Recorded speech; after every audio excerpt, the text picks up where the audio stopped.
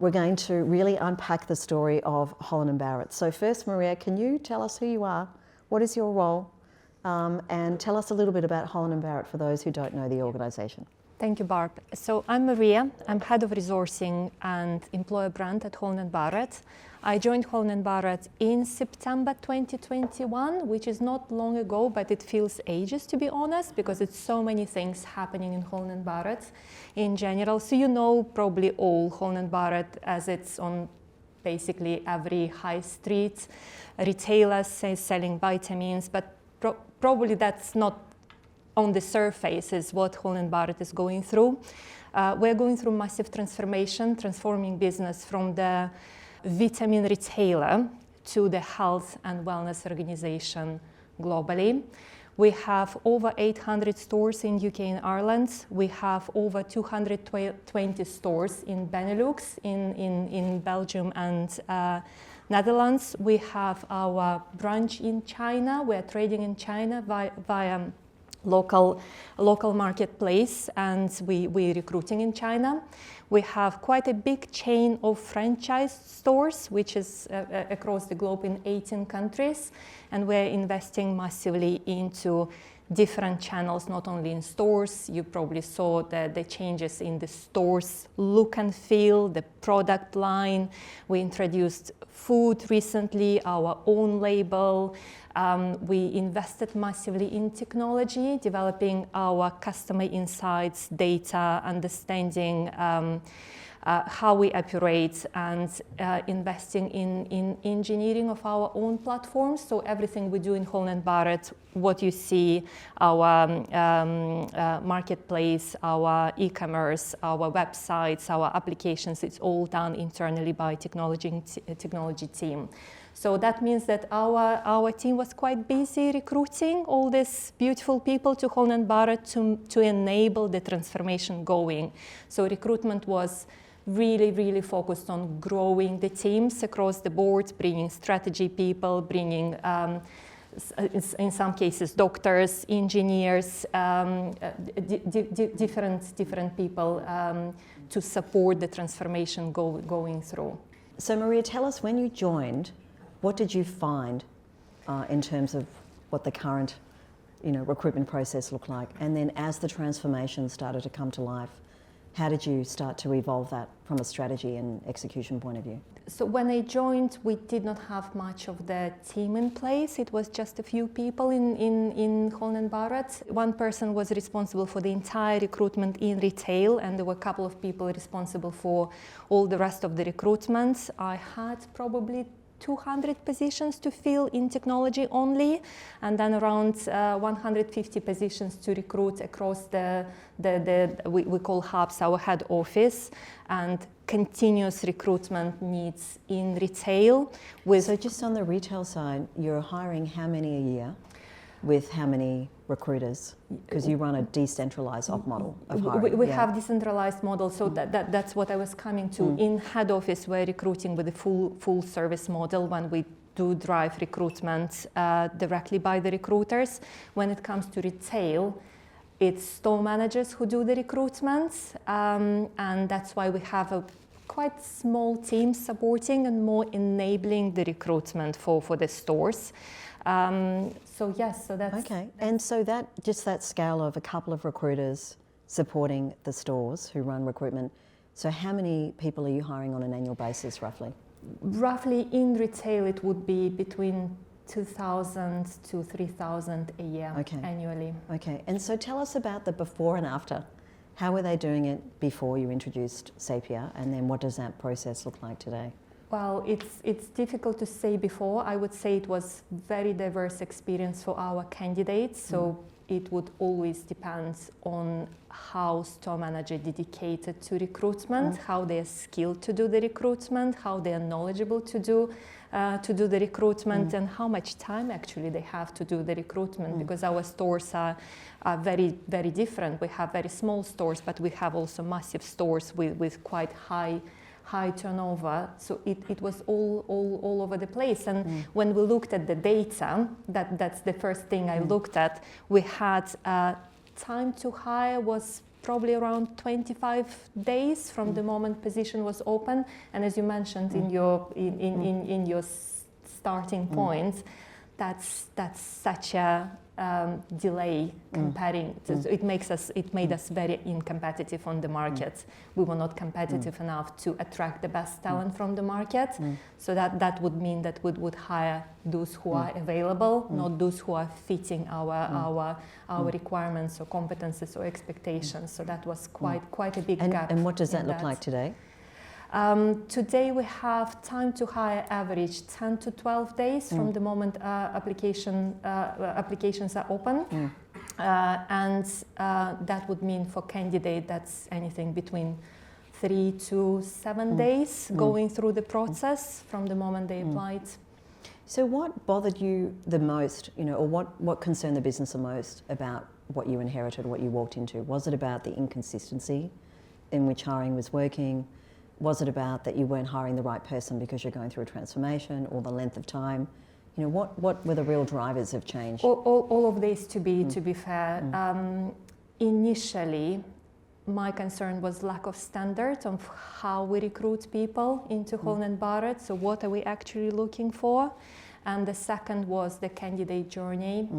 From the moment people apply, what is that their experience with Holland Barrett? Because as I strong believer that all our candidates are our customers at the same time, and for some of them, giving their application, that's the first touch with Holland Barrett. So we do want to have this connection smooth and journey. We want this journey to be excellent through all steps of the recruitment, whether these people will be selected or not, because it's not less important for us to leave a good experience for those who are not selected for the role for whatever reasons. So this transformation that the business went through, which I think anyone who's in the UK would probably notice the difference in the stores. You're hiring completely different people, both in store and outside of store. Do you think the transformation gave you cover for the change, or do you think you could have and you would have driven this introduction of AI into the business even without that business transformation? Difficult to say, to be fair, but transformation definitely encouraged us to look for the solutions, efficient solutions, and practical solutions to make it better for our candidates and for our managers.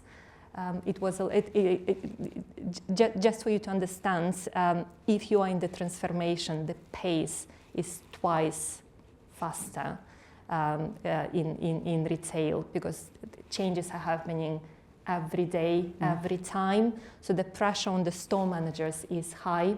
So that was driving our desire to make their life easier, since they are responsible for the recruitment in stores.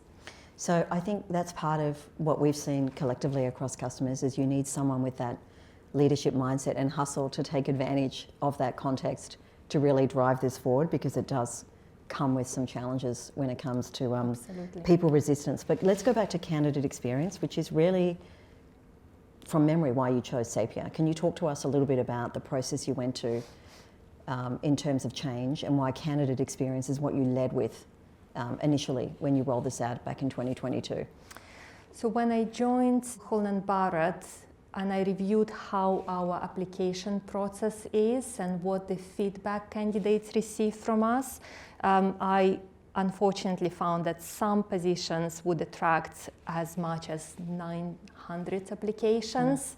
And how would you choose out of 900 applications the only person who fits the role? That was mission impossible. That would mean for everyone who is not chosen, they never heard very precise feedback why they were not chosen. And they would not hear sometimes at all from the managers. Not necessarily manager would remember to decline or reject applications. So that was a mix of experience. And equally, when we had the stores, which we call the challenging location geographically for the market, attracting quite a little amount of applications. Again, how would you choose? How would they choose these particular person and why would they decline the other people. So sometimes it was done based on personal preferences, so personal feeling, or how do you call it? It's a click. We clicked with this person. So is it clicking with the person enough? So that's always the question. So that's what we're trying to get into, how we being fair with our candidates and how we're being consistent across all stores in the UK and Ireland, selecting the right candidate for the right job. And context for Holland Barrett as well is you now have private equity involved in the business, which has been there since you joined? A bit earlier, around 6 years. Okay, from and now, so this 6 years change ago. of we need to care about candidate experience, did that come from you? Was your CPO involved in that decisioning and process? Like where does the C-suite care about candidate experience?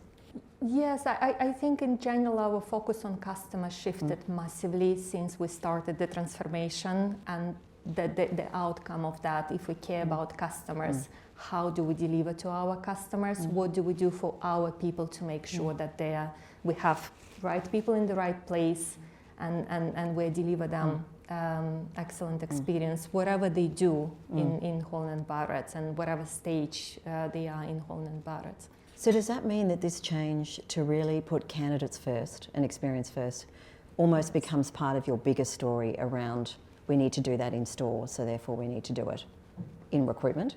We can say that. So it's directly linked to the customer experience. Yeah, okay.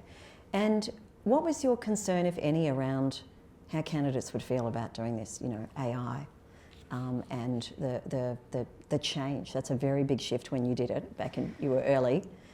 To do this, do you recall whether that was a challenge or not? Yes, I do. Honestly, for us in recruitment, it was not. We didn't see it as a challenge. We saw it as a great opportunity for candidates to have the great experience and consistency across all stores, all positions.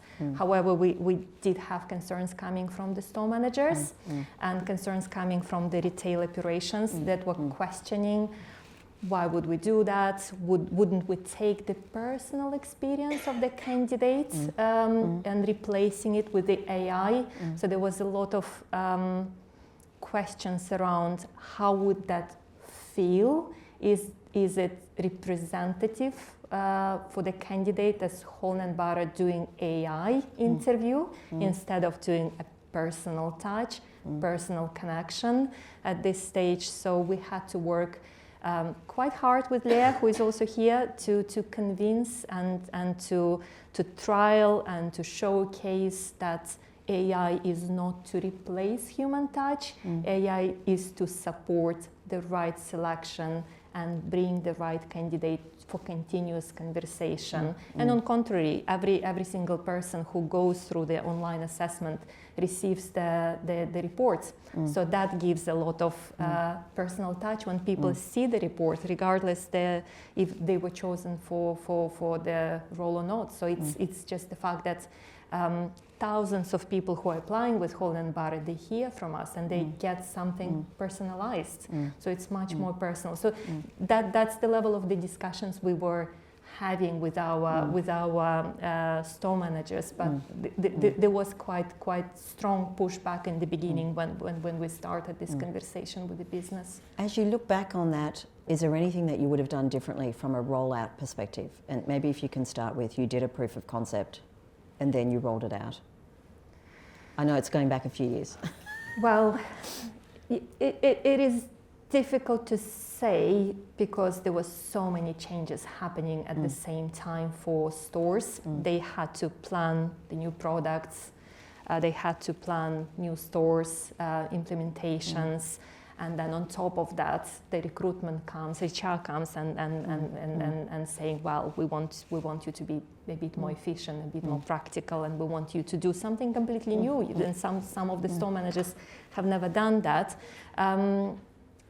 It's difficult to say, looking back, if I would do anything differently. Probably we would research it a bit earlier because we found the benefits so quickly after implementation. And we found some unexpected benefits in terms of efficiency as well.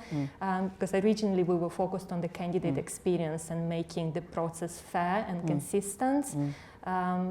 But we ended up with some nice discoveries along the line. And so this sort of undercover, there's so much else change happening, let's just sort of, squeeze this in and do this as well. Like if you were, and I know you're not, but if you were suddenly landing in a different business and you saw the same need, the same business problem, one of the things we often hear is, well, we're implementing already a new ATS or a new system, so let's wait until we've done that. We can't put too much change in front of the business, but you did, everything happened at once. Do you think actually that it's better to just roll out multiple change at the same time, or do it, land one, then land the other, then land the next one? What's your advice to yourself on how you would do that in another context? I think the starting point is what business needs, really. So if it requires multiple change, I would go for multiple change. If it requires one at the time, and then you need to find and go through certain proof points, then one step at the time. I think that's the starting point would be for me in any other organization, is to have this open and honest conversation to understand what actually business needs and why, and then solutionize based on what they need. That would be probably my response. Okay. And in terms of this being AI, it's really interesting. We've been here doing this for a long time, and we feel like we're contributing to the education journey that the community is going on to understand how to trust AI. And then everything changed when GPT came out. It was as if AI was invented in November 2023. And people are very curious about it now, much more open-minded. But you were really early, again. Yes. And what did that look like internally? Did you have an AI governance framework, process, team? Do you recall the hurdles that you needed to go through because this is an AI tool? We didn't have the specialized team looking after AI, and Sapia was the first system, AI system that we implemented in Holland Barrett. So we were quite progressive, quietly. So not all part of the business actually knew that. I recently had a conversation with Chief Data Officer who got caught by surprise that we're using AI for quite some time, and he is quite a big fan of AI. So it was a pleasant surprise also for some of our investment company board members that we were using that. Pleasant surprise, because there is a general trend on using and implementing AI more and more for efficiency. So in that regards, we were so much ahead of time that we got 2-3 years after implementation, quite a strong recognition by business that we did the right thing in the right time. I remember you shared that story of, that the private equity firm, the board said, because now this is happening a lot, boards are going down to C-suite and next level down to say, are we taking advantage of AI? What are we doing?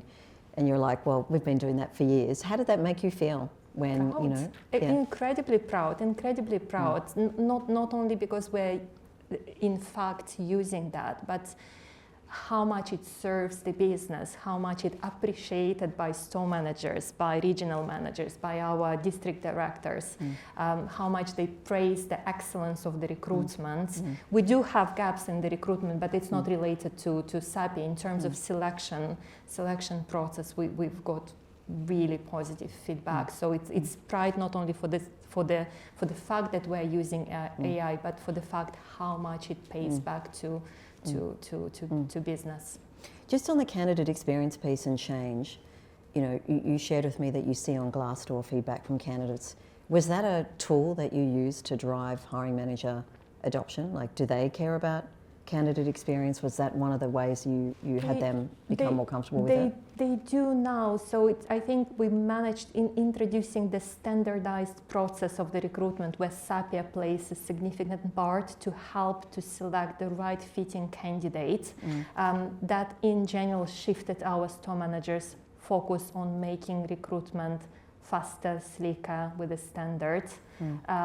So they do appreciate this element. and there is the desire to make it faster and more convenient, with more focus on the candidate experience. At this stage, not only fitting the person into the vacancy. One of the things that you get when you're using a true AI product as opposed to a simple chatbot is you get a lot of data. You become quite data rich as a leader, as a team.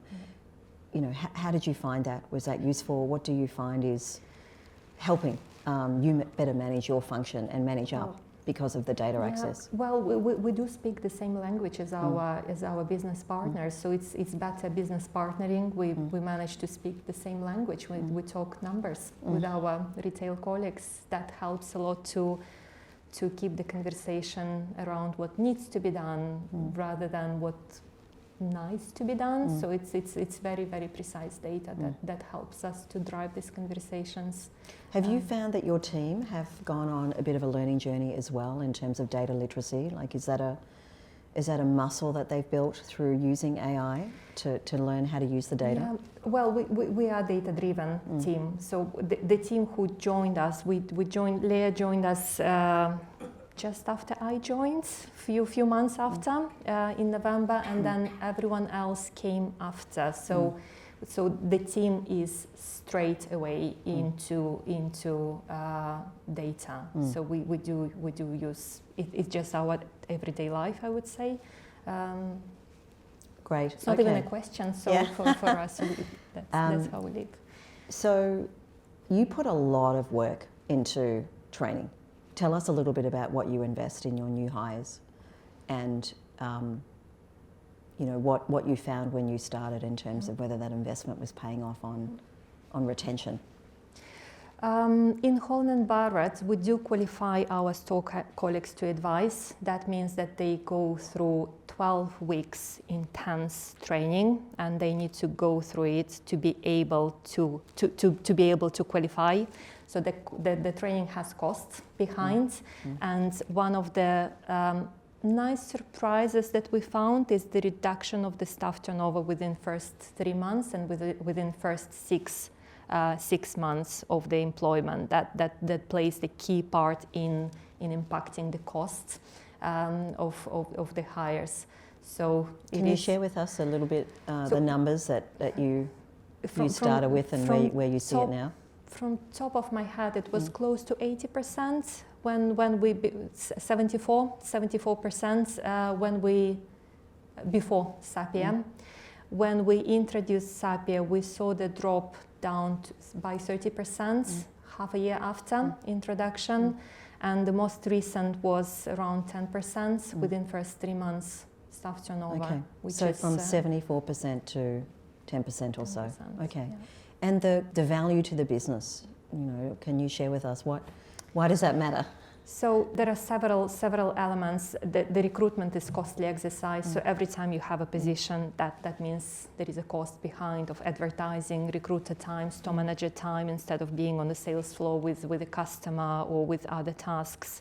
The second one is expenses for training. So it's a saving training costs for the business, and the third one is staff retention and employee retention. So we have quite strong retention within first 6 months, which is one of the key focus for many retail organizations. So we can be quite proud of that. Amazing. It is very impressive retention at 90 days. So Maria, what would you do without Sapia in terms of managing the business needs? We don't know. No, we don't know. We actually don't know. It just became part of our DNA when it comes to recruitment, how we recruit. So that simplifies the process, that makes it sleek, that makes it great experience for the candidate, and easy for store managers, which is really important. And who works in the retail, they know that retail, they're quite hours driven. The time spent for recruitment is taken from any hours they need to do everything. So that means that they do not spend their hours for recruitment, or spend less, significantly less. Well, let's open it up to the floor and invite any of you to ask questions of Maria about the journey that she and Holland Barrett have been on. Would love to hear from you. We're at Chatham House Rules. You can, I think, ask anything you want. Maria doesn't want to answer, she will let you know. Questions from the floor? Who wants to go first? Hi. Since you've implemented Sapia, how many recruiters specifically do you have managing retail? So when I joined, we had one recruiter and one admin supporting the recruitment, meaning issuing contracts or requesting contracts to be issued, supporting. However, the quality of work of the recruiter is different now. So we have the same amount. We have one recruiter, one admin, and Leah is driving the including retail, the recruitment there. So we have approximately the same amount of FTEs looking after the recruitment, but the quality of the impact of these people is different. So we're rather enabling recruitment happening with a standard, rather than doing the recruitment physically and inconsistency as a result, because it's a manual work. So just to give you an idea, our recruiter previously would be busy posting manually on Indeed, then collecting application, moving them into our ATS. So it's not Sapia elements, I understand that, but that's what they would be busy, just more with the manual activities. So with Sapia, we released all these activities away from the recruiter and enable them to support, more focus on training store managers, supporting with advisors, focusing on the specific areas where we have difficulty to hire, where we can focus on finding and sourcing candidates rather than physically doing the recruitment for store managers, because we know it works quite well in the areas. Thank you. Most of our retail customers run with a decentralised model where the stores are really doing everything, and that's where the change management design, winning hearts and minds, designing for their experience, not just for candidate experience, becomes really important. It depends on the nature of the business as to what role you want to play with your centralised recruiters, but their role definitely change. It's one of the things that we have very transparent conversations about. If your recruiters are doing this today, in the future they're more concierge. They're spending time on the candidates that you actually want to hire, not on the candidates that are en masse at the beginning. And so you can still have high touch, but you're, investing in those who are the ones that you've determined you really want to hire. So that should drive metrics such as, if you think about cross-offer win rate, once you get to the point of making someone an offer, you think about how much the business has invested up until that point. You just want everyone to say yes, right? So I think that's one metric, at least in professional hiring, I think is tracked, but could also be used as a metric in the high volume hiring. Okay, another question? Hi. I wanted to ask, because we talk about the benefits of Sapia, just to understand exactly the process. So when the recruiter starts, when Sapia gets involved, exactly. Mm-hmm. For me, how does it work, basically? How does it work? So we have Sapia integrated with our ATS. On the moment candidate puts their application, they receive the link to go and to answer 5 questions. They're based on our competencies. We have developed the profile of who we want to hire into organization. So then they use the chatbot to answer these questions. And this is up to them, the time they want to spend. We usually receive quite quickly the answers of the candidates. Once it's done, we do receive the reports and the traffic lights in front of every candidate, identifying the fit for the role based on the competencies were evaluated. So when the store manager opens list of application, they can see what are the green, amber, they don't see red. So they see the green candidate and they see the score. We also ask people other questions during the application process, their availability, because we are working 7 days a week. We're asking people availability, how many hours they want to work, because we do not always offer full time. Mainly our contracts are part time with flexibility to extend. So this is also visible on the candidates list. So when store manager sees that, they can choose the best fit for the role based on both Sapia and candidate availability, and invite them for the interview. So for candidate, it will be a second interview. For store manager, it's the only one interview. So once the interview, the decision is made. That's it. And when it comes to the CV, so of course we receive, even in London for one position, I receive like 400, 500 applications in 2 days in Sephora. And so it selects the questions and display because, because we really want the candidates to align with their values, but then of course the experience is also important in some cases. So how does it work together? So store managers, they do see CVs of the candidates. They want to see applications with CVs. However, it's our work with Leah, continuous work on training our managers to not rely on CV, and that we're managing through providing them with a training, recruitment training, and explaining what is the main value for recruiting entry-level positions, where we invest in quite a lot of training as well for them to work to deliver in their day-to-day work. They do have access to CVs. However, it's our big dream with Leah one day maybe to take out CVs entirely and make it more blind recruitment. So that's the discussion we for us to have with the business, how ready they are for that, because technically CV doesn't play much role for entry-level positions in that regard. I'm trying to do with the managers. Yeah, so our whilst our mission is, creating an experience that's human for everyone, our secondary secret mission is to have the CV die. And I think it's getting there, particularly in a world of lazy apply. And it's so easy to create a fake CV, and what does a CV really tell you about someone, particularly around values? But if you look back on history, the CV's been the only data that we've had. There really hasn't been anything else to look at, other than maybe in the last 15 years, your LinkedIn profile, which is less relevant for the roles that Sephora might hire for. And what we say is, as much as I'd like to just cut the CV the minute Sapia goes live, is it's a bit of a journey to have people start to realise, well, if I look at the score and I interview and I love them, do I really need the CV? And I think that's happening faster now. I think people are starting to realise, mostly through integrity or lack of integrity, that the CV is less useful. To your point around experience, one thing, when you think about what we're doing at Sapia, it is an interview. It's a structured interview. It's not, can you lift 40 pounds, or, do you have a driver's license? Like, we're actually doing what you would do. Tell us about a time that you worked on a team that you really loved. What do you feel you contributed to that team? And much like when you interview, you can differentiate between those who have got more depth to their answers and therefore probably more experience versus those that don't. The AI is doing the same.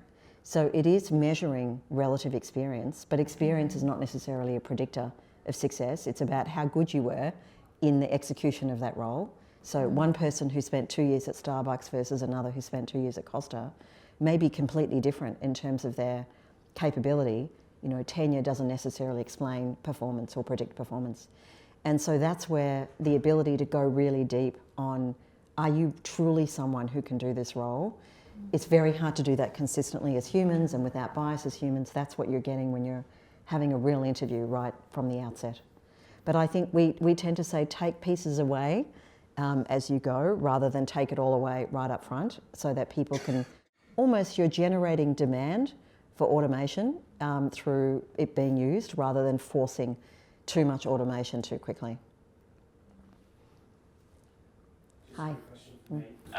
Being an early adopter of Sapia, my understanding of the product is when you've done the hire, you can, maybe it's 30, 50 hires that you've done, you can then reword the questions, or you can have a look at the questions of who've been more successful or the retention rate. Have you done that multiple times?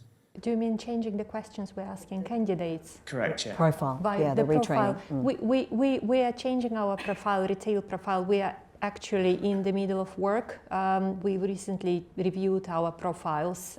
It starts with the job description, as simple as that. So our job descriptions for retail colleagues have been reviewed recently. So we are planning to do a review of the profile for Sapia to make to update the questions we're asking to make sure that they are the right fit. And maybe just to give some broader context to that. So again, you're all, I'm sure, here because you're curious about AI. And the key thing to look for really to add value is the intelligence part, not just the automation part. Is much like when you watch Netflix or you're on Amazon and you start to watch and buy, it realizes who you are. And it starts to make recommendations that are much more aligned to you. It's TikTok, Instagram, it's all the same. This technology works in the same way, but obviously not automated because you can't do that. You have to have what we call a human in the loop, which is you, to look at, actually it turns out that what we thought the true profile of success was and what we want is X, but actually what we're seeing is it's different. Do we want to retrain the model, change the parameters of the profile so that we can get it more closely aligned to what we truly know is successful? And that's the sort of nirvana for recruiters. I used to work in recruitment and recruiters are desperate to know, did that person do brilliantly? Did I hire the right person? And that feedback loop is never there, certainly not there on a scalable perspective. And so that power that comes from, we can actually now see the true profile of success and then we can continuously optimize that is what Nathan's referring to. We call that retraining. It's also means that as a buyer, it's not a set and forget technology, right? So this is a learning technology, right? True AI is learning, and this is learning from performance in role, whether that be sales, whether that be retention, which means that that's where the responsibility comes in to truly understand how this works, because you're making that decision to retrain, not Sapia. So does Sapia support you for store management role positions as well and at office? And if that's the case, how does that differ from the volume recruitment you do for sales advisors, let's say? So we do not use Sapia for head office roles. The reason behind is that head office roles are so different one from another. It's quite difficult to put one profile in this particular tool that we're using for retail. So we're considering other options, but we do use it currently for retail colleague. We are considering to expand to supervisor, assistant store manager, and store manager based on the profile. So profile will be different, a bit more complexity, a bit more importance to different things in terms of the competencies. But yes, that's the idea we would like to move, and business is ready for that. So business is asking us to make it wider number of roles in stores. Do you want to talk to what we talked about, like the next generation of using it in the head office roles? If you happy to. We are potentially. We want to test one of the tools, which is more complex way of working with job profiles. So based on the job profiles, Sapia will support us. We were going to test it and see how it works in one of our business areas. Sapia will help us to identify the questions to ask, which will go exactly the same way as chatbot to our candidates, but again, based on the job profile and importance of the competencies for what specific job. And then after the chatbot, we will receive again a bit more detailed reports for the head office role. So we are at the stage of the discussion and seeing how it can potentially help us, and if there will be the support from the business as well for this one. So we've just released, one of the things we find with retail is we start with where you have scale and, big problem, which is your volume. But what the organisation is often surprised about is, one, the candidate experience. I think people are quite fearful initially until they start to see the data, but also the impact on diversity. And often in head office roles is where diversity is even more challenging, right? If you think about technology roles. So our team has been researching this. How do we solve for that in a way that's scalable for you and for us? And so that's the latest dimension of our capability, which is to go from a job description as a source of truth to automate with a human in the loop, so that's the recruiter, through to skills, interview, chat, and then to see a level of intelligence that really helps you see whether this person is the right fit for a role. That we've just released. It's in 100 plus languages, and we're bringing it to our customer base first, and we're seeing really strong interest in that. Because what we're often hearing is that if you had to go through a normal process to do head office, you don't maybe get 900 CVs, but you still get a lot. And the concern there is also around consistency. How do we make sure that we're asking the right questions fairly? How do we do that efficiently? And even more important, to do it faster, because that's a talent pool that really is being highly contested. So you can see that on our site. We just created a little video so you can get visibility of that. I think just one other thing I want to mention around using AI is, many companies are investing in CRMs so that they can take advantage of this luxury of large volumes. How do we leverage that for future hiring? But actually you don't need to if you're capturing a data profile of someone through something like an AI chat interview. You can just interrogate it for people based on the skills that you're looking for. So it requires you, it doesn't require you, but there's an opportunity to rethink how you do everything in talent. If you think about store managers, so we have now a data lake of talent that Maria can mine for store leadership roles. She doesn't even need to go and lay a requisition. She can just search the database to say, can you give me the list of people who we've hired who would make amazing leaders fitting this profile? So that it completely changes the way you think about mobility, promotion. So think about it in terms of intelligence rather than recruitment. Where else can that intelligence support our talent strategy? I think we've got time for one more question. Yeah? Thank you. Maybe it's more for Sapia or for Barb. In terms of the 5 questions from the screening, is that possible to detect if those answers are also AI-based within the system, or is that also a challenge right now? Yeah, great question. So when GPT came out, it presented both a defensive challenge to us, how do we respond to that from a product perspective, and a big opportunity. And so because we've been around for a long time, we have a data set, which is these language responses of 2 billion words, which predates the use of generative AI. And so we were able to build a large language model to identify the patterns of data that comes from humans, which is the pre-GPT data set, versus non-humans. And interestingly, when I ask our data science team, can you explain that to me in really simple terms? Basically, the difference is randomness. We are more random in the way we express ourselves, which when you use GPT to generate something, it always comes back with, it feels a bit robotic. It doesn't quite feel like you. It doesn't quite feel human authentic. And so the way that works is we tell the candidate live when they're going through, hey, Angela, we believe you may have sourced your answer from artificially generated content. Would you like to submit or edit it? And we see that changes behaviour significantly. So whilst you might have 5% of people who choose to do that first question, that drops significantly second question. And overall, the rate's now around about 1.25% of what we call AGC. And then the recruiter sees that flagged. We don't make you a no, right? Because often, again, we think that's not our decision, that's your decision. Some companies really want to see people using generative AI, and they'll actually prefer them because they want them to be leveraging that. So it's not our choice as to whether that's a good thing or a bad thing, but you'll see the questions flagged. Okay, I think we're out of time. Thank you so much for coming. Thank you so much, Maria. Thank you for inviting. For your support and for being here today. She's unbelievably busy, so this is almost a luxury to take a moment out for herself. Thank you so much. Thank you for having me today.